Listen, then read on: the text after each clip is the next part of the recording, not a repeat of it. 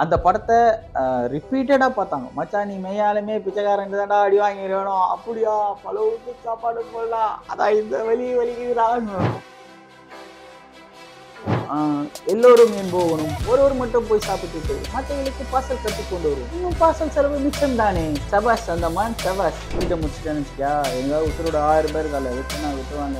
அப்போ வெளியே வந்து பார்த்தோம் போலீஸ் அராஜகம் ஒழிக, போலீஸ் அராஜகம் ஒழிக. தீக்குழி பண்ணா அண்ணாச்சி இங்கே தீக்குழி பண்ணாங்க. தீக்குளிப்பேன் இங்கே தீக்குழி பண்ணா. அவன் அடிப்பா பார்த்தேன் இந்த எடுத்து பார்த்துட்டு அவன் அது கட்டுவார் சேரை கட்டுட்டு கிருஷ்ணாங்க இங்கே ஊத்தவர்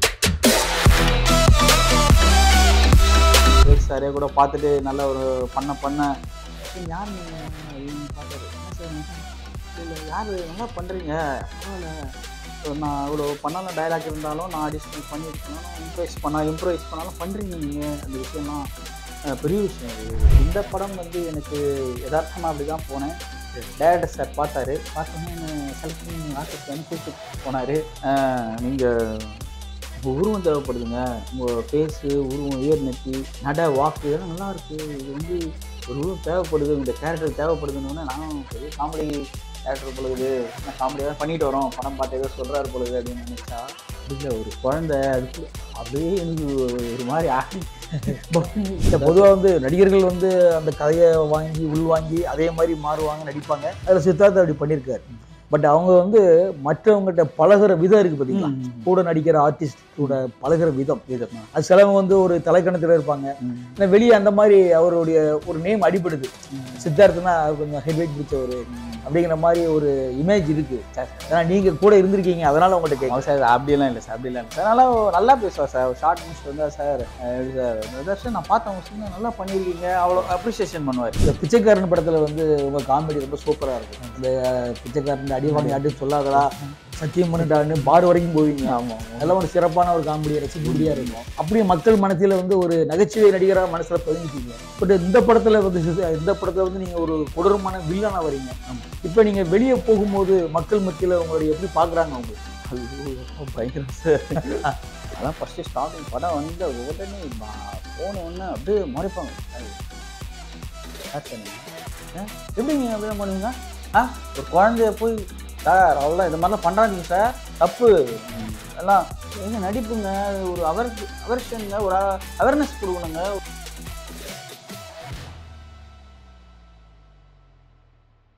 பார்த்ததுண்டா இந்த நாடு பார்த்ததுண்டா, நாடு பார்த்ததுண்டா இந்த நாடு பார்த்ததுண்டா. வணக்கம் பச்சை தமிழ நேயர்களே, இன்றைக்கு நம்முடைய சிறப்பு நேர்காணலுக்கு திரைப்படத்துறையில் வளர்ந்து வந்து கொண்டிருக்கின்ற வில்லன் நடிகர், வில்லன் மட்டுமல்ல நகைச்சுவை நடிகருமாக இருக்கக்கூடிய தர்ஷன் அவர்கள் இன்றைய நம்முடைய அரங்கத்துக்கு வந்திருக்கிறார்கள். அவரிடம் நிறைய பேசுவோம், பாருங்கள். சார் வணக்கம். சார் வணக்கம். நல்லா இருக்கீங்களா? நல்லா இருக்கு சார். சமீபத்தில் இந்த சித்தா படம் பார்த்தேன். இந்த படத்தில் ஒரு ஒரு ஒரு மிரட்டலான ஒரு ஆக்டிங் கொடுத்துருக்கீங்க. ஆனால் ஆக்சுவலாக உங்கள் படங்களில் வந்து நிறைய நீங்கள் காமெடி தான் நிறைய நீங்கள் பண்ணிட்டு இருந்திருக்கீங்க. ஆமாம் சார், அதுதான் நாங்கள் நிறையா பார்த்துருக்கோம். ஆனால் அந்த சித்தா படத்தில் வந்து ஒரு பெண்களே ஒரு மிரள்ற அளவுக்கு ஒரு ஒரு படு பயங்கரமான ஒரு ஆக்டிங் கொடுத்துருக்கீங்க. ஏன்னா திடீர்னு எப்படி காமெடியிலிருந்து திடீர்னு வில்லனாக மாறினீங்களா? எப்படி நீங்களா போனீங்களா இல்லை வந்து டைரக்டர் உங்களை விரும்பி அழைச்சாங்களா? இல்லை சார், நான் வந்து ஆக்சுவலாக நான் ஒரு கேரக்டர் ஆர்டிஸ்டாக தான் போயிட்டுருக்கேன் படங்கள்லாம். அப்படி போகும்போது ஒரு சில கேரக்டர்ஸ் வரும், ஒரு கேரக்டர்ஸ். இப்போ பிச்சைக்காரன் பார்த்தீங்கன்னா அதில் காமெடி கேரக்டர்ஸாக பண்ணியிருப்பேன்.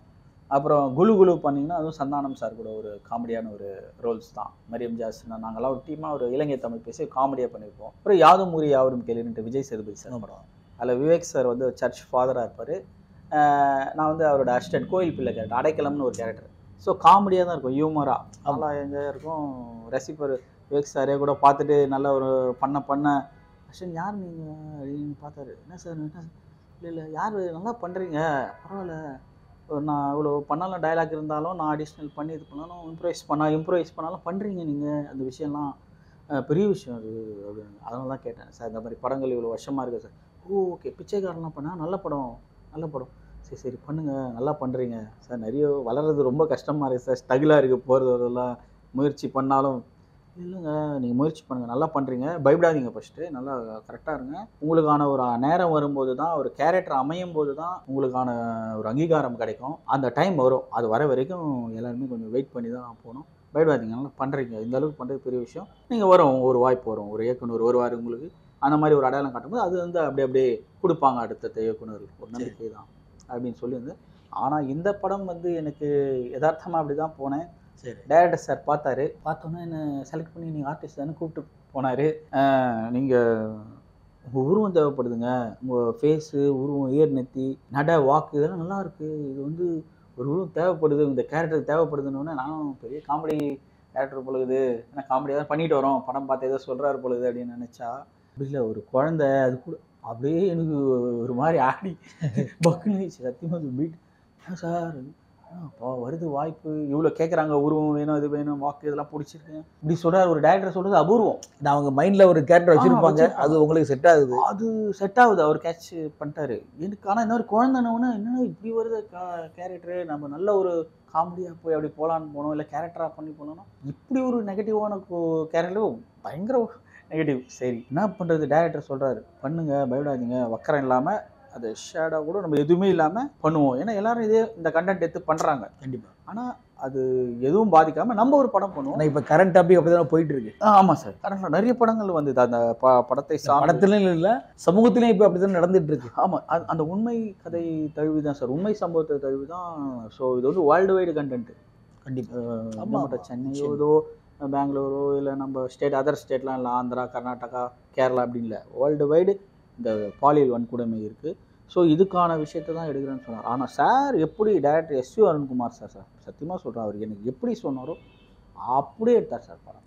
கண்ணில் பாரும் படம் அப்படியே போய் குடும்பத்தில் அப்படியே கனெக்ட் ஆகலை, நம்ம கேரக்டர் இப்படியா செம்ம இது ரோலு இது, அதனால தான் இவ்வளோ நம்மளை செலக்ட் பண்ணி அப்பா இது மாதிரி இருக்கணும், ஒரு ஃபெமிலியராகவும் இருக்கக்கூடாது, இதுவாக இருக்கணும், ஒரு நார்மலாக பார்க்குற மாதிரி இருந்தால் இந்த கேரக்டர் ஷூட் ஆன் கரெக்டாக சூஸ் பண்ணார் சார். சூஸ் பண்ணார், செம்ம செலெக்ஷன். அது எனக்கு கிடைச்சது காட் கிஃப்ட். அதுக்கு எஸ்.யு. அருண்குமார் சார் இயக்குனருக்கும், இட்டாக்கி என்டர்டெயின்மெண்ட் நம்ம சித்தார்த் சார் தயாரிப்பாளர் வந்து ஹீரோவா நடிச்சிருக்காரு, அவரு வந்து அவங்க இல்லைன்னா அவங்க வாய்ப்பு தரலைன்னா நான் இல்லை. ஸோ அவங்களுக்கு வந்து எனக்கு ரொம்ப நன்றி கடன் பட்டிருக்கேன் சார், ரொம்ப நன்றி சார். இப்போ அந்த படத்தில் சித்தார்த்து கூட நடிச்சிருக்கீங்க. சித்தார்த்தை வந்து பொதுவாகவே எப்படின்னா அவருடைய கேரக்டரை வெளியேந்து பார்க்கும்போது கொஞ்சம் ஒரு கட்டு முரடு மாதிரி தெரியும் அவருடைய கேரக்டர். எப்படி உங்களுக்கு எப்படி தெரியுது, அவர் கூட பழகிற விதம் எப்படி இருக்கு sir? Gently nice, gentle person sir, அதெல்லாம் நைஸ். ரொம்ப கேரக்டர் வந்து ரொம்ப குட்டு. ஏன்னா அவர் வந்து கரெக்டாக அவரோட ஒர்க்கில் டெடிகேஷனாக இருப்பார். நடிப்பில் வந்து அவர் அப்படி இருக்கும். ஒரு கேரக்டரை வந்து சொன்னால் அவ்வளோ அப்சர்வேஷன் ஆகி உள்ளுக்கு போயிடுவார். அவர் போய் சூப்பராக ப்ரெசன்டேஷன் பண்ணுவார். அந்த படம் பார்த்தீங்கன்னா தெரியும், அவ்வளோ இயல்பாக நடிச்சிருப்பார். ரொம்ப பிடிக்கும், எக்ஸலண்டாக நடிச்சிருக்காரு. ஆல்ரெடி நல்லா நடிப்பார் அவர், எல்லா படங்களும் பார்த்துருக்கோம். ஆனால் இந்த படம் அப்பா ஸ்பெஷல் சார். பொதுவாக வந்து நடிகர்கள் வந்து அந்த கதையை வாங்கி உள்வாங்கி அதே மாதிரி மாறுவாங்க, நடிப்பாங்க. அதில் சித்தார்த்த அப்படி பண்ணியிருக்காரு. பட் அவங்க வந்து மற்றவங்ககிட்ட பழகிற விதம் இருக்குது பார்த்தீங்களா, கூட நடிக்கிற ஆர்டிஸ்ட் கூட பழகிற விதம். அது சிலவங்க வந்து ஒரு தலைக்கணத்தில் இருப்பாங்க, இல்லை வெளியே அந்த மாதிரி அவருடைய ஒரு நேம் அடிபடுது. சித்தார்த்தனா கொஞ்சம் ஹெட் வெயிட் பிடிச்சவர் அப்படிங்கிற மாதிரி ஒரு இமேஜ் இருக்கு. ஏன்னா நீங்கள் கூட இருந்திருக்கீங்க, அதனால உங்கள்கிட்ட கேட்க சார். அப்படிலாம் இல்லை சார், அப்படிலாம் இல்லை சார். நல்லா பேசுவார் சார். ஷார்ட் முடிச்சுட்டு வந்தா சார் எப்படி சார் தர்ஷன் நான் பார்த்தேன் உங்க சீனை நல்லா பண்ணியிருக்கீங்க, அவ்வளோ அப்ரிசியேஷன் பண்ணுவார். ஓகே, அது சொல்லணும் அவசியம் இல்லை. நான் பார்த்தேன், அவங்க பார்த்துருவாங்க, டெய்லி எடிட்டிங்கில் பார்த்துருவாங்க, அது நல்லா இருக்கு, சூப்பரா இருக்கு, நல்லா பண்ணிருக்கீங்க. எப்போ பார்த்தாரு சார், அவங்க பாக்குறாங்க. சரி அது மாதிரி சார் ஒரு போட்டோஸ் எடுத்துக்கிறேன் சார் அவங்க கூட, வாங்க தர்ஷன் அப்படின்னு சொல்லி அவர் கேஷுவலான ஒரு ஆளு. அந்த பில்டப் அந்த இதெல்லாம் அந்த நீங்க சொல்ற மாதிரி தலைக்கணும் அந்த மாதிரிலாம் வெளியே அந்த மாதிரி ஒரு டாக் இருக்கு. ஆனால் ஜென்டில் பர்சன், நல்ல ஒரு ஜென்டிலான ஒரு மனிதர். அதனால அது தவறாலாம் எங்க யூனிட்லயோ யாருக்கிட்டயும் வந்து பெருசா மிஸ்பிஹேவ், குழந்தைங்கிட்ட கூட எல்லாருக்கிட்டையுமே ஒரு அன்பா நடக்கக்கூடியவர். நல்ல ஒரு அவருக்கு வந்து அது மரியாதை இருக்கு, நாங்களும் ஒரு மரியாதை கொடுப்போம். இந்த பிச்சைக்காரன் படத்துல வந்து உங்க காமெடி ரொம்ப சூப்பரா இருக்கும். அந்த பிச்சைக்காரன் அடிவாணி யார்ட்டும் சொல்லாதடா, சத்தியம் பண்ணிட்டான்னு பார் வரைக்கும் போவீங்க. அதெல்லாம் ஒரு சிறப்பான ஒரு காமெடியை ரசிக்கும்படியா இருக்கும். அப்படியே மக்கள் மனசுல வந்து ஒரு நகைச்சுவை நடிகராக மனசுல பதிஞ்சிட்டீங்க. பட் இந்த படத்துல வந்து நீங்க ஒரு கொடூரமான வில்லனா வரீங்க. இப்ப நீங்க வெளியே போகும்போது மக்கள் மத்தியில உங்களுடைய எப்படி பாக்குறாங்க உங்களை? இல்லை சார், பிச்சைக்காரன் பார்வை வேற. அது வந்து என்னன்னாக்கா ஒரு நல்ல காமெடியான படம். ஆமாம், வில்லன் கூட இருந்தால் கூட அதில் மொக்க வாங்குற கடி வாங்குற காமெடியன் கூடக்கிறவன் கலாச்சினே இருப்பார். சந்திரபாபு என் நண்பர் தான், அவருக்கு பண்ணாரு. அவர் வந்து எங்களை மாட்டி விடுறது போட்டு கொடுக்குறது எங்களை பிச்சைக்காரர்கிட்ட அடிவாங்க யார்கிட்ட சொல்ல மாட்டேன்னு சத்தியம் பண்ணா சரக்கு அடிக்காம சத்தியம் பண்ண வராதுன்ட்டு சரக்கு வாங்கி கொடுத்துரும் போட்டு கொடுத்துருவோம். கவுண்டர்ல போட்டு கொடுப்பாப்புல, பார் கவுண்டர்ல ஒய்ஃபு கிட்ட போட்டு கொடுத்துருவாப்புல. ஒய்ஃப் வரும், ஐயோ எங்கேயா இருக்கிறேன், அண்ணன் கூட தான் வாங்குறேன், என்ன கொடுக்குறேன், சீட்டு கட்டுற காசு எடுத்துன்னு போய் கண்ட பிச்சைக்காரன் அடி வாங்கிக்கிறியா, ஊட்டாண்டா அவனை வச்சுக்கிறேன், நான் முழிப்பேன். அதுக்கப்புறம் யாரா சொன்னது மச்சான் பொலடா திரும்பி பழம்பும் குத்துவோம். ஸோ அதெல்லாம் அது அல்டிமேட் காமெடி சார் சத்தியமா. அந்த படத்தை ரிப்பீட்டடா பார்த்தாங்க. மச்சான் நீ மெய்யாலுமே பிச்சைக்காரன் தான்டா அடி வாங்கிடணும், அப்படியா பல விட்டு சாப்பாடு போடலாம், அதான் இந்த வலிக்குதுடான்னு. அதெல்லாம் ஆடியன்ஸ் ரொம்ப என்ஜாய் பண்ணாங்க. நாங்க பார்த்து நல்ல அம்மா சென்டிமெண்ட் அப்படியே போச்சு கதை சொன்னாங்க. அம்மா சென்டிமெண்ட் அப்படியே போச்சுங்க. ஆனா நீங்க வந்தீங்க ஒரு 3 பேர், எப்பா ஆமா தியேட்டர் கொஞ்சம் ரொம்ப கலகலப்பா என்ஜாய் பண்ணாங்க சார். உண்மையிலே சொன்னா செம ரீச் சார். எனக்கு அவன் அங்கீகாரம் வந்து தமிழ்நாடு, ஆந்திரா, கேரளா, அது அந்த எந்த ஸ்டேட் போனாலும் தெரியுது சார். Okay okay. பிச்சைக்காடுன்னு எடுத்துப்பாங்க. ஆந்திரால போனா அங்க போனா திருப்பதி, கேலாஸ்திரி, இந்த ஹைதராபாத்லாம் போனோம் வச்சுங்க, ஷூட்டிங்லாம் போறோங்க, ஃபுல்லா எடுத்துப்பாங்க. Okay sir. அப்புறம் அந்த அளவு ரீச். அது வந்து பிச்சைக்காரன் ஒரு காமெடியில செம ஒரு அங்கீகாரம் கிடைச்சது சார். அப்படியே இது ஆப்போசிட் நெகட்டிவ். இது அப்படியே ஆப்போசிட்ல அப்படியே ஆப்போசிட். என்ன சம்மந்தமே இல்லை, இது நான் பண்ண முடியுமா பண்ணுவேனான்ற அளவுக்கு கேரக்டர் சார். வெறும் கனமான கதாபாத்திரம், வெயிட்டேஜ். அந்த கதை வந்து அந்த கேரக்டரும் அந்த கேரக்டர் குழந்தை 2 பேருமே சரசரா ஸ்க்ரீன் பண்ணாங்க. ரொம்ப நல்லா பண்ணி பாப்பாவும். அது வந்து இயக்குனர் அப்படி வேலை வாங்கினார். சித்தார்த் சாரோட எல்லாரோட சப்போர்ட்ல தான் அந்த குழந்தை, ஏன்னா குழந்தை அவர் கூட போனோம் ஹீரோ காம்பினேஷன்ல. அவங்களும் நடிகரா இருந்தாலும் அவங்ககிட்ட வந்து திறமையை வெளியே கொண்டு வரது டைரக்டர் தானே. டைரக்டரும் இது பண்ணும், ஹீரோவும் அட்ஜஸ்ட் பண்ணி அவர் சித்தார்த் சாரும் அவர் அழகாக வேலை பண்ணார். டைரக்டர் அவ்வளோ அருமையாக புரிய வச்சு அந்த குழந்தைய சின்ன குழந்தை சார். அது வந்து அப்படியே புரிஞ்சு அழகாக பண்ணிச்சு அந்த குழந்தை. அது கூட நாங்களும் நடிக்கும் போது செம்மையா இருக்கும், டஃப். அது எம்எல்ஏ வெறுப்பா இருக்கும். பாப்பா கிட்ட கண்டாவே பார்த்து அவள் தான் தர்சனங்கள் ஐயோ என்ன போய் டைரக்டர் கிட்ட அப்படி அங்கிள் சரியா கழுத்தை புசி நெருக்கிறாரு. நான் எங்கம்மா நெரிச்சேன், தர்ஷன் நான் குழந்தை என்ன பண்ற நீ அப்படின்னு ஒரு டைரக்டர். சார் நான் அவ்வளோ பண்ணேன், போட்டு கொடுக்குறேன் இரு அங்கேயும் டேரக்டர் போட்டு கொடுக்குறேன் சார், டேரக்டர் சார் பாருங்க சார் அப்படின்னு போட்டு கொடு. அதே மாதிரி குழந்தை பார்த்துக்கோ. குழு படத்துல வந்து ஒரு இலங்கை தமிழரா வருவீங்க. ஆமா சார். அதுவும் அந்த இலங்கை தமிழர் பேசுற ஸ்பீச் எல்லாம் நல்லா இருக்கும் பாக்குறதுக்கு. ரத்னகுமார் சார் ரத்னகுமார் சார் ஆடை மேயாத மான், இப்ப குலுன்னு பண்ணார் சார். நிறைய படங்கள் டைலாக் ரைட்டர் அவர். மாஸ்டர் விக்ரம் படத்துக்கு அவர் தானே. ஆமா, மாஸ்டருக்கும் லியோ எல்லாமே. லோகேஷ் கனகராஜ் எங்க இருக்காங்களோ அவருடைய நிழல் தானே இவரு ரத்னகுமார் கனகராஜ் சார். அவருக்கும் ஒரு பாண்டிங். அவங்க கண்டிப்பா அது ஒரு இது இருக்கு சார். அவங்க அந்த நட்பு, அந்த அணுகுமுறை அது இருந்தால் தான் அவங்களோட இது. நல்ல டைலாக் ரைட்டர் சார், நல்ல ஒரு மனிதர், நல்ல மனிதர், ஆன்மீகவாதி அவர். நல்லா அடிக்கடி சபரிமலைக்கு இந்த கோயில்லாம் வந்து மாலை போட்டு போவார். ரொம்ப தெய்வ பக்தி உள்ள ரத்னகுமார். அவரோட இதுல இயக்கத்துல தான் வந்து குலு படம் சந்தான சார் கூட. அது எப்படி இலங்கை தமிழ்லாம் அழகா பேசுனீங்களே. இலங்கை அதுக்கு ஒரு ட்ரைனர் வச்சாங்க சார். ஆனால் எங்களுக்கு சத்தியம் முடியாது. நான் செலக்ட் ஆகும்போது ஒரு ஆடிஷன் மாதிரி பண்ணாங்க. ஏன்னா அது அந்த மாதிரி லாங்குவேஜ் நான் பண்ணும்போது சார் இன்னும் கொஞ்சம் பெட்டர்மெண்ட்டாக இருந்தால் இன்னும் நல்லா இருக்கும், கொஞ்சம் வருது, நான் இன்னும் நல்லா வரணும் சார். ஐயோ இது வராமல் போச்சுன்னா அந்த கேரக்டர் கொடுக்காம போயிட போகிறாங்க இந்த படத்தில். கூப்பிட்டு நம்ம செலக்ட் பண்ணது பெரிய விஷயம் சார். இது இல்லைன்னா வேற கேரக்டர் எதுனா கொடுத்துருங்க சார். வரலண்ணா லாங்குவேஜ் டைலாக் பேச முடியலன்னா இலங்கை தமிழ் பேச முடியும். இல்லைங்க இது பண்ணாதான் இந்த கேரக்டர் தான் த்ரூவா வருது, நீங்க வெறும் இது பண்ணாலும் நிக்காது. நீங்க சார் பிச்சைக்காரெல்லாம் பண்ணிட்டு அதனால தான் சார் சொல்றேன் சார். சரி, பிச்சைக்காரெல்லாம் இந்த கேரக்டர் காமெடியா பண்ணிருக்கீங்க, ரீச் ஆயிருக்கீங்க தான் இந்த இலங்கை தமிழ் கொடுக்கணும். இது த்ரோட்டா வரும், நிற்கும் படத்துல. நீங்க பண்ணா நடிச்சிருக்கேன்னு சொல்லிடலாம், அந்த மாதிரி இருக்கும். இது பிச்சை நீங்க போக ஒன்றும் பிரச்சனை இல்லை, டைம் இருக்கு, 3-4 days. நான் போயிட்டு ஃபுல்லா ரெஃபரன்ஸ் எடுத்து நானா ட்ரெயினப் இதுவாகி கரெக்டா வந்து திருப்பி வந்தேன் சார். வந்து பண்ணி காமிச்சு திருப்பியும் பார்த்தாங்க. அப்படியே 4-5 பேர் டைலாக பேசிட்டேன். ஒரு பேசி காமிங்க இலங்கை தமிழ். எல்லோரும் ஏன் போகணும், ஒருவர் மட்டும் போய் சாப்பிட்டுட்டு மற்றவங்களுக்கு பார்சல் கட்டி கொண்டு வருவோம், இன்னும் பார்சல் செலவு மிச்சம் தானே, சபாஸ் அந்தமான் சபாஸ் அப்படின்றது என்னோட டைலாகா வரும். அந்த மாதிரி ஒருத்தர். ஆமா, அதோட நாட்டோட பேர் வச்சிருப்பாங்க இல்லையா, அந்தமான். இப்போ இலங்கையன் அவர் மரியம் ஜார்ஜ் சார். அப்புறம் என் பேர் வந்து அந்தமான், உனக்கு வந்து மாலத்தீவன். அந்த மாதிரி ஒரு 3-4 பேர் சார் வச்சு சூப்பரா வந்து பண்ணாங்க. ரொம்ப நல்ல ட்ராக். அப்புறம் அந்த படத்துல ஒரு சரியான அங்கீகாரம் கிடைச்சது சார் எங்களுக்கு. நல்ல ஒரு ட்ராக்கு, ஒரு தனியா ஒரு ரெஜிஸ்டர் ஆச்சு. ஒரு அது ரத்னகுமார் சார் கொடுத்தாரு. அதுதான் முருககணி சார் வந்து பழக்கமான சிலம்ப அவருடைய மகன் ரத்னகுமார். ஆமா, அவரோட சிலம்ப ஆசான். முருகக்கணியோட மகன் தான் ரத்னகுமார். ஸோ ஒரு முதுமணி பட்டம்லாம் பெற்றாரு. அவர்கிட்டயும் போய் நான் சிலம்பம்லாம் கத்துக்கிட்டேன். நிறைய பேருக்கு கற்றுக் கொடுத்துருக்காரு. குருநாதர் போயிட்டு நானும் என் சன்னும் என் பையனை கூட்டிட்டு போயிட்டு போன லீவ்ல வந்து ஸ்கூல் லீவ்ல எதுவும் போயிட்டு பூஜை போட்டு ஒரு பேசிக்கா நம்மளாவது ஒரு சினிமால இருக்கவே ஒரு பேசிக் அந்த தெரிஞ்சுக்கணும்ல சார். தெரியுமா போய் பண்ணிருக்கீங்களா டைரக்டர்ஸ் கேட்பாங்க. அந்த மாதிரி சார் பண்ணியிருக்கேன் கொஞ்சம் ஓரளவு பண்ணுவேன் சார். நான் எடுத்து 2 நம்புவாங்க. இப்போ வந்து விஜய் ஆண்டனி கூட நடிச்சிருக்கீங்க, சித்தார்த் கூட நடிச்சிருக்கீங்க. இதே மாதிரி வேற பெரிய ஆர்டிஸ்ட் கூட என்ன படம் பண்ணியிருக்கீங்க? விஜய் சேதுபதி சார் படம். சரி, யாதும் ஊரே யாவரும் கேளீர். அது வந்து அதில் வந்து விவேக் சார் கூட பண்ணியிருக்கேன். அடைக்கலம்னு ஒரு கேரக்டர், நல்ல ஒரு காமெடி ஸ்கிரிப்ட், நல்லா இருக்கும். ஊட்டி இதில் சர்ச் பேக்ரவுண்டில் அதை வரக்கூடிய ஒரு சப்ஜெக்ட், மியூசிக்கல் சப்ஜெக்ட். ஸோ நல்ல படம், ஓ ரெகக்னைஸ் ஆச்சு. அந்த படமும் பண்ணியிருக்கேன் சார். சரி, ஏகப்பட்ட படங்கள் பண்ணியிருக்கேன். அவர் விஜய் சேதுபதி சாருடைய பழகும் நல்லா பழக, அது எப்படி ஜாலி டைப். அவரு சோசியலாக இருப்பார். ஃப்ரெண்ட்ஸு மற்ற இதெல்லாம் இல்லை, ஜாலியாக வந்தாருன்னா செட்டில் வந்தாருன்னா எப்பவும் போல இருப்பார். யார் வந்தாலும் அரவணைச்சு ஃபோட்டோஸ் கொடுப்பாரு. இப்போ திரைப்படத்துறையில் வந்து உங்களுக்கு திரைப்படத்துறையில் நீங்கள் நடிக்கணும்னு தான் உள்ளே வந்தீங்களா? எப்போ வந்தீங்க?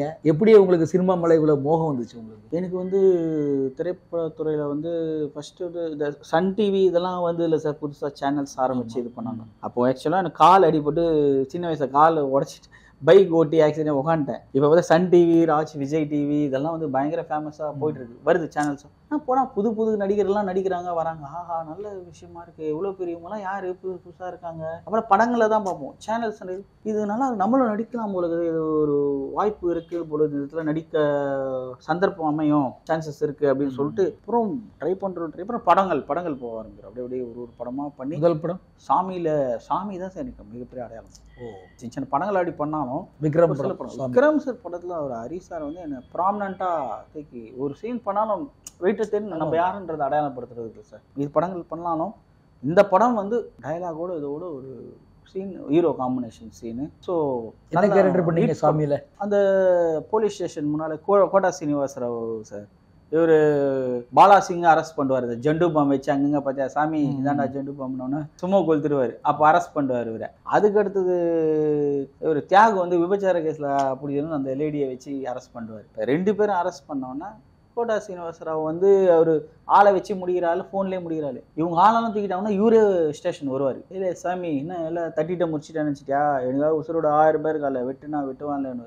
அப்போ வெளியிலேருந்து கத்துவேன், போலீஸ் அராஜகம் ஒழிக, தீக்குழி பண்ணா, அண்ணாச்சுக்காக வேண்டி இங்கே தீக்குழி பண்ணான்னு, தீக்குளிப்பேன் இங்கே தீக்குழி பண்ணா. அவ்வளோதான். விக்ரம் சார் அடிப்பா பாரு, ஜன்னல் இருந்து எட்டி பார்த்துட்டு அப்படி தட்டுவார். சேரை தட்டுட்டு கிருஷ்ணாவுக்கு நடந்து வருவார். அந்த எத்தனை ஊத்தவர், தீக்குளிப்பேன் அண்ணாச்சோடி இங்கே தீக்குழி பண்ணணும் ஊத்துனா ஐயோ கொளுத்துனாலும் அடி பயந்து ஓடுவேன். ரிவர்ஸ்ல அடிச்சு கீழே ஊற்றி பரண்டு ஓடுவேன். கரண்ட் மாதிரிடா தொட்ட தூக்கிடுவேன் அப்படின்னு கோட்டா சீனிவாசர் மண்டே சரியாது அப்படின்னு. அது நல்லா இருக்கும். செம்ம ஷாட். ஹீரோ கூட ஒரு சீன், ஒரு பெரிய சீன், வீக்கான சீன். அது நல்லா பேசுவார் சார் விக்ரம் சார், நல்லா கேட்பாரு என்ன. சரி அது யார் சார் டேரக்டர் சொல்லுவார், ஹரி சார் இவர் மேலே தான் சார் அந்த டைலாக் சொல்றாரு, கிருஷ்ணால் ஊத்துறீங்க இவர் மேலே தான் அப்படின்னு. சாரி அப்படி இன் பண்ணி நல்லா ஒரு சூப்பராக பர்சனாலிட்டி ஜம்முன்னு சாரி மேலே ஊற்றுவேன் கிருஷ்ணா சார், பரவாயில்ல சார் ஊற்றுங்க சார். நல்ல இப்போ நீங்கள் நகைச்சுவை படத்தில் நிறைய பண்ணியிருக்கீங்க. இப்போ நகைச்சுவையில் வடிவேல் இருக்கார் இல்லையா, வடிவேல் கூட எல்லாம் காம்பினேஷன் ஏதாவது பண்ணியிருக்கீங்களா? வடிவேல் சார் வேலில் வந்து சார் வேலில் பண்ணோம். சரி, கூட இருக்கேன் ஷார்ட்டில் அவரோட டைலாகாக பேசலை, வடிவேல் சார் இருக்கேன் ஷார்ட்ல இருக்கேன். நான் அவர் கூட ஒரு டீம் வச்சிருப்பாரு, அவங்கள தான் அவர் முன்னுக்கு கொண்டு வருவாரு, மற்றவங்க எல்லாம் அப்படியே பண்ணுவார் சார். ஏன்னா அவங்க நம்பி இருக்காங்க வடிவேல் சாரை. ஒரு கேரக்டர்னு வரும்போது அந்த ட்ராக் பண்ணும்போது என்னன்னா அவங்க வேவ் லென்த் கரெக்டாக செட் ஆவாங்க. இவனுக்கு இது கொடு, இந்த டைலாக் பேசினா இதுலலாம் இருக்கும். அதை கிரியேட் பண்ணிட்டு அந்த காமெடியை யாருக்கு வேணுமோ அவங்களுக்கு இவன் செட் ஆகும் அந்த டைலாக் அவரே எல்லாம் பிரித்து கொடுத்துருவாரு. அவரே பிரித்து கொடுக்கல. அவருடைய வெற்றிக்கு அது ஒரு காரணம் கூட இருக்கலாம். ஆனால் இருந்தால் கூட அந்த டீமை கூட கடைசியில் கைவிட்ட மாதிரிலாம் சொல்கிறாங்க. அப்படிலாம் இல்லை சார், அவருக்கான வாய்ப்பு இருந்தது, அவர் எல்லாரும் பயன்படுத்தினார். ஒரு ட்ராக் அந்த டைமில் வந்து ட்ராக்குன்னு போவாங்க எல்லாம். இப்போ கதையோடு எடுத்துகிட்டு வந்துட்டாங்க. அந்த ஒரு ட்ரெண்டு தான். இப்போது வடிவேலு சார் ஒரு ட்ராக் பண்ணுவார், அவங்க கூட ஒரு 10-15 பேர் இருப்பாங்க, 20 பேர். விவேக் சார் ஒரு ட்ராக் பண்ணுவார், காமெடி ட்ராக் பண்ணுவார், இவங்கள்ட்ட இம்ப்ரூவைஸ் பண்ணி. ஸோ அது ஒரு காலம், அது ஒரு டைமிங். Cinema மாறுதுங்களா sir. ஆனால் நீங்கள் அந்த மாதிரி யார்கிட்டையும் ஒரு டீமாக செய்யலாமல் உங்களுடைய தனித்து நீங்கள் வந்துட்டீங்க இல்லையா? டீம் ஆமாம் சார், நான் போல அமையல. நானும் ட்ரை பண்ணியிருக்கேன், வடிவேலன்னுக்கிட்ட அவர்கிட்டையும் சார் ட்ரை பண்ணியிருக்கேன். விவேக் சார் கூட நான் போயிருக்கேன், ஆஃபீஸ்லாம் போயிருக்கேன். அதே ஆஃபீஸில் ஸ்டில்லாம் அவங்க ஆளுங்கள்லாம் இருப்பாங்க. சரி, அதெல்லாம் நான் நல்ல ஃப்ரெண்டுங்க தான். சரி, இந்த சைடு விவேக் சார் ஆளுக்கும் போனாலும் எல்லாமே சின்ராஸ்லேருந்து தெனாலிலேருந்து அதில் எல்லாமே டோட்டலாக முருகன் எல்லாமே என்ன போனால் நல்லா தெரியும். சின்ராஸ், கிளி ராம்சன். இந்த சைடு வந்தாலும் எல்லாமே முத்துக்காலம், இது ஒன்று போண்டாமணி, நெல்லை சிவா, இவங்க எல்லாருமே எல்லா டீமுமே பழக்கம் தான் நம்மளுக்கு. யாருமே விஜய் கணேஷ் எல்லாரும் தெரியும். என்னன்னா சரி ஓகே அவங்க பண்ணுறாங்க போகிறாங்க. நான் ஒரு தனியாக கம்பெனிகள் ஏறி டைரக்டர்ஸ் பார்த்து ஃபாலோ பண்ணுவேன். அசோசியேட் அசிஸ்டன்ட்டு யார் இருக்காங்களோ இவங்கள ஃபாலோ பண்ணுவேன். ஸோ இதில் எனக்கு ஒரு கேரக்டர் கிடைக்குதுன்னா அப்படியே பண்ணிட்டு போவேன். காமெடி வந்தாலும் பண்ணுவேன். அதில் காமெடி சீன்ஸ் எல்லாம் ஒரு சில இதெல்லாம் எங்கன்னா அமைஞ்சதுன்னா பண்ணுவேன். இல்லை இப்போ உங்களுக்கு வந்து இந்த காமெடியோட இந்த சித்தா படத்தில் வந்து வில்லன் கேரக்டர் உங்களுக்கு நிறைய கை கொடுத்துருக்கு. ஆமாம் சார். இது தொடர்ந்து இந்த மாதிரி வில்லன் கேரக்டர் நடிக்கணும்னு விருப்பப்படுறீங்களா, இல்லை எனக்கு நகைச்சுவை தான் எனக்கு ரொம்ப சூப்பராக இருக்குது, எனக்கு அதுதான் வேணும் அப்படிங்கிற மாதிரி உங்களுக்கு எண்ணங்கள் இது இருக்கு? அப்படி இல்லை சார். இப்போதைக்கு இந்த கதாபாத்திரம் வந்து கரெக்டாக ஒரு நெகட்டிவ் ஷேடில் போயிருக்கு. ஸோ இதே தான் பண்ணணும்னு அவசியம் இல்லை. ஒரு டைரக்டர் அவங்கவுங்க கதையில் ஒரு கதாபாத்திரங்கள் வரும். இது ஒரு ஷட்டிலான கேரக்டர், இது கொடுக்கலான்ட்டு பண்ணுறாங்க. அந்த மாதிரி எனக்கு வாய்ப்புகள் வருது. ஒரு டைரக்டர் சொல்கிறாரு, ஒரு நெகட்டிவில் பண்ணால் ஒரு நெகட்டிவ் தான் யூஸ் பண்ணுமா. அவர் வந்து நடிகருங்க. அவர் வந்து அந்த டைரக்டர் அந்த கதைக்கு ஒரு உருவம் தேவைன்னா அடாப்ட் பண்ணியிருக்காரு. ஸோ அதை வந்து அருமையாக வேலை வாங்கினார். இவர் பண்ணிட்டார் சூப்பராக. சரி, எக்ஸ்ட்ராவே பண்ணிட்டார். இப்போ நம்ம கதைக்கு இவரை வந்து வேற மாதிரி பண்ணுவோம். ஒரு பெரிய ஆளோட பிஏ கேரக்டர், ஒரு இது கேரக்டர் அதை வச்சு நல்லா இவர் வச்சு ட்விஸ்ட் அடிப்பான். அந்த மாதிரி சொல்றாங்க. நிறைய படங்கள் மாறிச்சு. சரி, ஒரு கதைக்கு ஏற்ற மாதிரி மாறும். அதுல நம்மளோட கதாபாத்திரங்கள் மாறிட்டு போயிடும். ஸோ குணச்சித்திரம் இல்லை, நம்மளோட குணச்சித்திரம் வந்தாலும் பண்ணுவோம், எதுனாலும் வந்தாலும் பண்ணுவோம், காமெடி வந்தாலும் நம்ம எது கொடுத்தாலும் நீங்க சொன்ன மாதிரி எது கொடுத்தாலும் அதை நம்ம பண்ண தயாரா இருக்கணும். அவன் தான் நடிக்கணும். அவர் டைரக்டர் என்ன எழுதிருக்காங்க, ஸ்கிரிப்ட்ல என்ன கதை, என்ன கேரக்டரைசேஷனு, என்ன சொல்ல வராங்க, எப்படி பண்ணலாம், எது பண்ணலாம் சார், இப்படி பண்ணலாம், இப்படி பண்ணலாமா சார், இதை இப்படி பேசலாமா சார் அப்படின்னும் போது அவங்க இல்லை அப்படி பண்ணுங்க, இப்படி பண்ணுங்க, அவ்வளோ வேணாம், அவ்வளோ பண்ணுங்க, ஓகே அப்படி எப்படி பாருங்க, அவங்க சொல்லுங்கம்மா வாங்கிடுவாங்க சார். டைரக்டர் அவங்களுக்கு தெரியும். ஏன்னா அவங்க ஸ்கிரிப்ட்ல நல்லா பண்ணி மோல்ட் ஆகி இந்த கேரக்டர் டிசைன் பண்ணியிருப்பாங்க. ஸோ நம்ம பண்ணும்போது அவங்களுக்கு தெரியும். அது வேணாங்க, இப்படி பண்ணுங்க, அவ்வளோ பேசுங்க, அங்கே வாங்கிடுவாங்க, செதுக்கிடுவாங்க. நம்மள அந்த செதுக்கப்படுவது தான் அது மோல்ட் ஆகிட்டே போகும். ஏன்னா ஒரு கதையும் மாறும், ஒரு டேரக்டரும் வேற மாதிரி இருப்பாங்க. ஒருத்தர் கொஞ்சம் அதிகமாக எதிர்பார்ப்பாரு, ஒருத்தர் நார்மலாக எதிர்பார்ப்பாரு, ஒருத்தர் சைலண்டாக பாருங்க, சட்டிலாக பண்ணுங்க, நீங்கள் ஒன்றுமே பண்ணாதீங்க பேசுங்க அப்படின்னுவாங்க.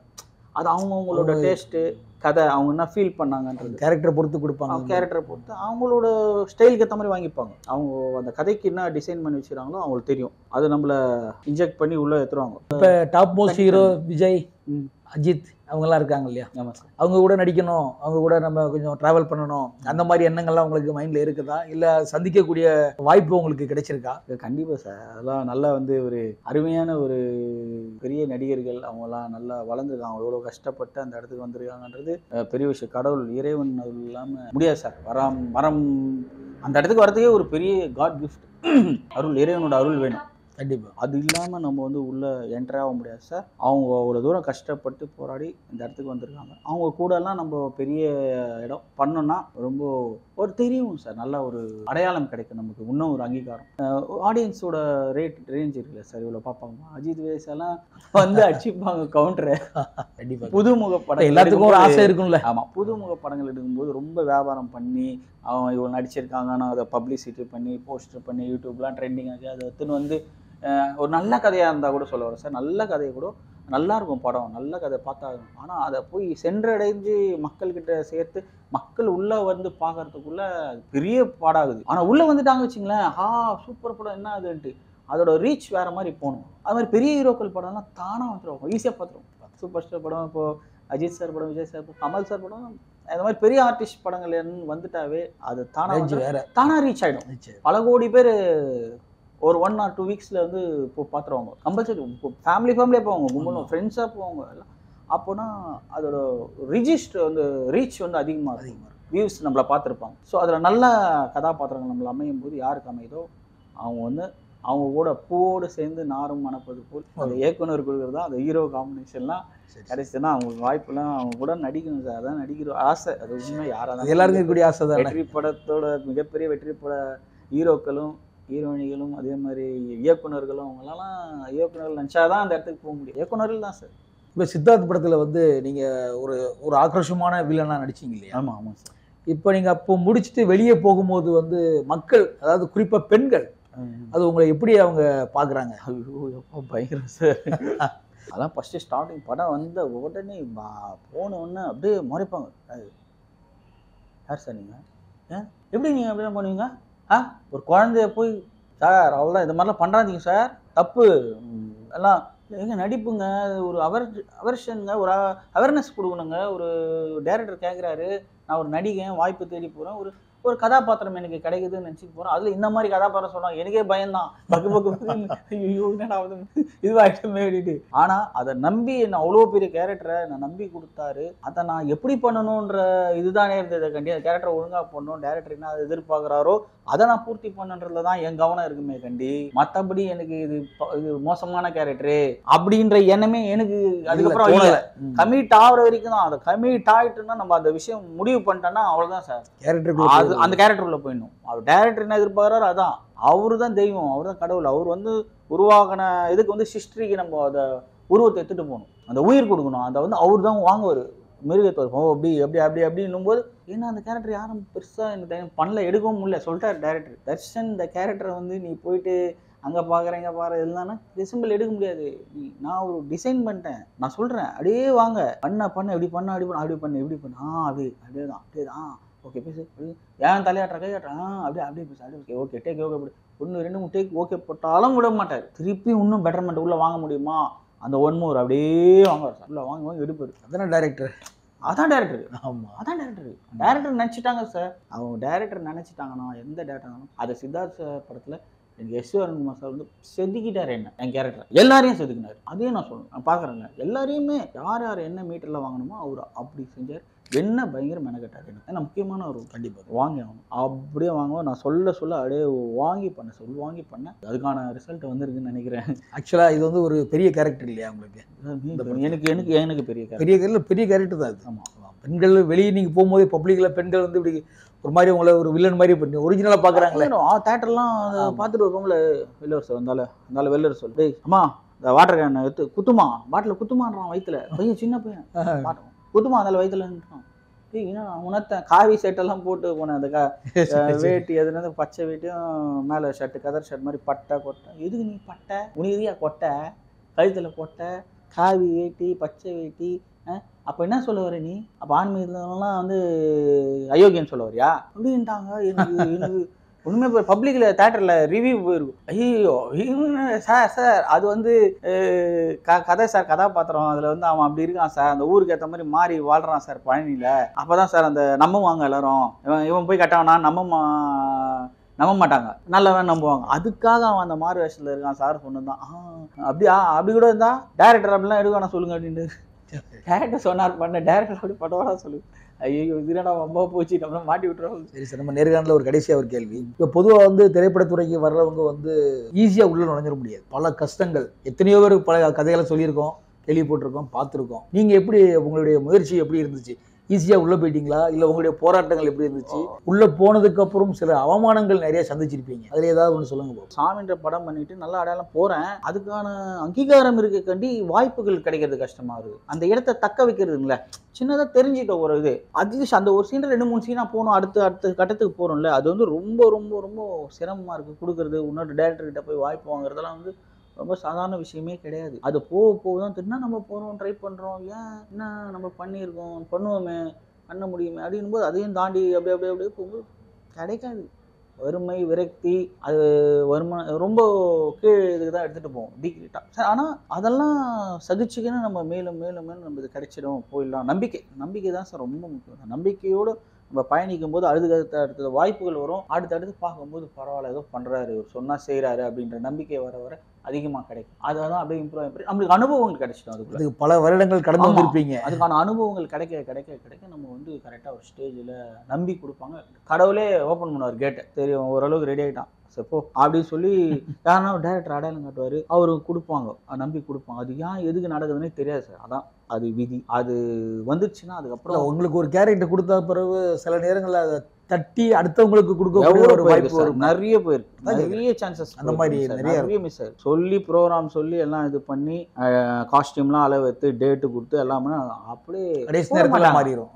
கூட மாட்டாங்க, போயிட்டு இருப்பாங்க. எங்க சார் அவ்வளோ ஷூட்டிங் போயிருக்காங்க, அது யாரோ அப்படி போயிட்டு ரெக்கமெண்டேஷன் ஏதோ நிறைய மன உளைச்சலுக்கு ஆள்வாண்டி இருக்குல்ல. இந்த மாதிரி பல சொல்லுவாங்க நிறைய விஷயம், பல காயங்கள், வெட்டு குத்துகள், அவமானங்கள், அசிங்கங்கள், எவ்வளோ பார்த்தோம் அவெல்லாம் அப்படின்னு சொல்லுவாங்க. அதெல்லாம் சகஜம். ஒருத்தர் உச்சத்துக்கு வராருன்னா இவ்வளவு எல்லாம் பண்ணிட்டு தான் மேலே வர வேண்டி இருக்கு இல்லையா? எல்லாருமே அது இது பண்ண. ஏன்னா கண்டிப்பா எல்லாரும் வந்துருவாங்களான்னு தெரியாது, அது சொல்லுவாங்க, கேலி கிண்டல் பண்ணுறதுலாம் சகஜம் தான். ஆனால் இருந்தாலும் யாரும் கொடுக்கல நம்ம வருத்தப்படக்கூடாது. ஏன்னா அவங்களோட சூழ்நிலை, அவங்க நம்பணும் நம்மளை. கண்டிப்பாக அது போய் ஒரு பெரிய ப்ராஜெக்டில் போயிட்டு நம்மளுக்கு கொடுத்துட்டாங்க, போய் நம்மளுக்காக வெயிட் பண்ணால் நல்லா இருக்காது. அவ்வளோ ஷூட்டிங் ஸ்பாட்டில் போயிட்டு இது பண்ணால் அதனால இவங்க பண்ணுவாரா, நம்பிக்கை இருக்கா, தாங்குவாரா, அந்த இதை பண்ணுவான்ற பயப்படுவாங்க. அதை நம்ம பண்ணிட்டோம், ப்ரூவ் பண்ணிட்டோம்னா, அதான் அடையாளத்தை ப்ரூவ் பண்ணி ஜெயிச்சோன்னா அப்புறம் நம்புவாங்க. சரி கொடுக்கலாம், வேலை வாங்கிக்கலாம் அவர் அப்படி இப்படின்னு சொல்லிட்டு கொடுப்பாங்க. ஆனால் அது வரைக்கும் அந்த அசிங்கம், அவமானம், கேவலம், வாய்ப்புகள் இல்லாமல் சுற்றுது, வருமானம் இருக்காது, இன்கம் இருக்காது. நம்ம ஜெயிக்கவே இல்லையே சார், யாருன்னே ப்ரூவ் பண்ணல, நம்ம எப்படி போய் டிமாண்ட் பண்ண முடியும்? பேமெண்ட்லாம் ஒன்றுமே இல்லை. அவன் வாய்ப்பு கொடுக்குறதே பெரிய விஷயம். பேமெண்ட் டிமாண்ட் பண்ணக்கூடாது. ஒரு நார்மலாக நம்மளுக்கான அங்கீகாரமான கேரக்டர் கிடைக்குதா, அது ரொம்ப முக்கியம். அதை பார்த்துட்டு இப்போ நான்லாம் வளர ஸ்டைலில் அப்படி போயிடுவேன் சார். நான் கம்பெனிக்கு ஏற்ற மாதிரி போயிடுவேன். கம்பெனி யார், என்ன பண்ணுறாங்க, என்ன ரோல், என்ன கேரக்டர் வருது, நம்மளுக்கு அதுக்கேற்ற மாதிரி நம்ம அனுசரித்து போயிட்டு இருக்கோம். அவ்வளோதான் சார். சினிமா வெளியே இருந்து சினிமா பார்க்குறவங்க ஈஸியாக ஒரு 2 பேரை பார்த்துட்டு கடந்து போயிடுறாங்க. ஆனால் அந்த உள்ள சில அவமானங்கள், அசிங்கங்கள், ஏச்சி, திட்டு, வாய்ப்பு பறி போகிறது, மன உளைச்சல், இவ்வளோத்தையும் கடந்து நீங்கள் இவ்வளோ தூரத்துக்கு வந்திருக்கீங்க. இன்னும் நீங்கள் வந்து நிறைய உச்சத்துக்கு வரணும். கண்டிப்பாக பச்சை தமிழன் நேரு சார்பாக வாழ்த்துக்களை தெரிவித்துக் கொள்கிறேன் சார். கண்டிப்பாக சார். நான் ஒரு சினிமாவில் வரவங்களுக்கு ஒரு என்ன இது சொல்கிறேன்னா, யார் வேணால் வரலாம். சினிமாவில் நடிக்கவோ, டைரக்ஷன் பண்ணவோ, டான்ஸ், ஃபைட் மாஸ்டர், எது வேணால் என்ன திறமை இருக்கோ அவங்க வரலாம். உள்ள மியூசிக்கோ எது வேணாலும். ஆனால் அவங்க வந்து என்னென்னா அடிப்படையாக கற்றுட்டு பேசிக்காக ஃபேமிலிலாம் பேக்ரவுண்ட்லாம் கொஞ்சம் நல்லா இருந்ததுன்னா, சப்போர்ட் இருந்தால், இது இல்லாமல் பாதிப்பு இல்லாமல் வரணும். வந்து அவங்களோட முயற்சிகளை கரெக்டாக பண்ணாங்கன்னா, எந்த இது இல்லாமல் இதே நோக்கத்தோடு உண்மையாக இருந்தாங்கன்னா, கண்டிப்பாக ஒரு நாள் வந்து மிகப்பெரிய அங்கீகாரம் கிடைக்கும் சார். அதுக்கான டேலண்ட்டை வளர்த்துக்கணும். நம்மளும் தகுதியை வளர்த்துட்டு கொஞ்சம் இம்ப்ரூவ்மெண்ட் ஆகி போயிட்டோம் வச்சுங்க சார், கண்டிப்பாக ஒரு நாள் அது எவ்வளோ சீக்கிரம் அமையுன்றது ஒருத்தரை பொறுத்து இருக்குது. கண்டிப்பாக ஒருத்தர் 3 ஜென்ம விட்டகுற தோட்டக்குறன்னுவாங்க, அதெல்லாம் இருக்குது. அப்பா அம்மா என்ன செஞ்ச புண்ணியமோ அப்படின்னு டக்குன்னு வந்தவொடனே ஷைன் ஆகி போயிட்டே இருப்பாங்க. டக்குன்னு ஏறிடுவாங்க. ஏறும்போது ஒரு டேரக்டர் ஆகட்டும், டக்குன்னு படம்ல பல வருஷம் 15-20 வருஷமா இங்கே அசிஸ்டன்ட் அசோசியேட் கோ டேரக்டராக ஒர்க் பண்ணி வரும். அவங்க முடியாது. ஒரு நடிகனா ஒரு சின்ன இதுல நாங்கள் பண்ணின்னு வரோம், ஒரு டேரக்டராக பண்ணி வரோம், நடிப்பாங்கன்னு தெரியும், கொடுக்க மாட்டாங்க. அது கிடைக்கிறது கஷ்டம். அவங்கள யாரும் குறை சொல்லக்கூடாது. அவங்க வாய்ப்பு கொடுக்கலன்னா நம்ம ஏன் கொடுக்கணும், இதுவா சட்டமா ஒன்றும் கிடையாது. அவங்க வந்து ஒரு காலகட்டம் வரும்போது தானாக ஒருத்தர் கொடுப்பாங்க, முன் வருவாங்க. அது மூலியமாக பரவாயில்ல, இவ்வளோ வருஷம் கஷ்டப்பட்ட அந்த டேரக்டர் கொடுத்தா நல்லா பண்ணியிருக்கீங்க, பார்ப்போம் நம்ம படத்துலையும் பண்ணோன்னு இவங்களே சொல்லுவாங்க. கொடுக்காதவங்களே அவங்களே கொடுத்துட்டாங்க, பார்த்தியா பரவாயில்ல, நாங்களாம் பண்ணல, நாங்கள் பண்ணுறோம் அப்படின்ற ஒரு முடிவு வருவாங்க, பண்ணுவாங்க, செய்யணும் எண்ணம் வரும். அதனால் யார் வேணால் வரலாம், யார் வேணால் ஜெயிக்கலாம். அவங்க கால நேரங்கள், அவங்க இது கடின உழைப்பு, அவங்களோட டைம் வந்துச்சுன்னா பிகம் அ ஸ்டார் சார். அவங்க வந்து வின் பண்ணலாம் சார். தைரியமாக வாங்க, தைரியமாக இருங்க, கரெக்டாக இருங்க, உண்மையாக இருங்க, நேர்மையாக இருங்க. அதான் உண்மை, உழைப்பு, உயர்வுனாங்களா அது உண்மையே தான். அது வந்து எல்லாருக்கும் பொருந்தும். அது ரொம்ப எனக்கு வாய்ப்பு அளித்த அனைத்து இயக்குநர்களுக்கும் ரொம்ப மனமார்ந்த நன்றிகள். இந்த பச்சை தமிழன் சேனல் மூலிமா எனக்கு ஒரு இன்டர்வியூக்கு வாய்ப்பு அளித்த சேனலுக்கும் உங்கள் நிறுவனத்துக்கும் எனது மனமார்ந்த நன்றியை தெரிவிச்சுக்கிறேன் சார். நன்றி, வணக்கம். Thank you sir.